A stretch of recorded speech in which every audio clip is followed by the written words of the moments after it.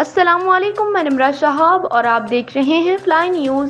Report کر رہے ہیں سکندر علی جمالی۔ سراج کالونی باندھی کے رہائشی محمد پرویز جمالی اپنی بیوی فہمیدہ جمالی کے ساتھ نیشنل پریس کلب باندھی میں ایک مشترکہ پریس کانفرنس کرتے ہوئے کہا کہ ہم نے اپنے والدین کی رضامندی سے شادی کی ہے اور اب میرے بیوی کے والدین لالچ میں آ کر اس کی شادی دوسری جگہ پر کروا رہے ہیں، جو بات ہمیں گوارا نہیں۔ گزشتہ رات عرفان جمالی، فہیم جمالی، محمد اشرف جمالی اور 4 نامعلوم افراد اسلحے سے لیس گھر میں گھس کر ہمیں موت مار دھمکیاں دیں اور کہا کہ اپنی بیوی کو طلاق دو، جبکہ ہم نے شریعت محمدی کے مطابق شادی کی ہے۔ مسمات فہمیدہ جمالی نے کہا کہ محمد پرویز میرا شوہر ہے جس سے مجھے 2 بیٹے ہیں جو معصوم ہیں۔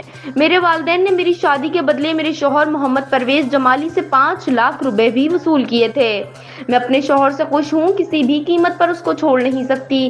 محمد پرویز جمالی اور اس کی بیوی فہمیدہ جمالی نے آئی جی سندھ پولیس، ڈی آئی جی اور ایس پی شہید بے نظیر آباد سے مطالبہ کیا ہے کہ ہمیں سرکاری سطح پر تحفظ فراہم کیا جائے اور ہمارے دشمنوں کی پشت پناہی کرنے والے بااثر شخص طاہر غوری کے خلاف قانونی کارروائی کی جائے۔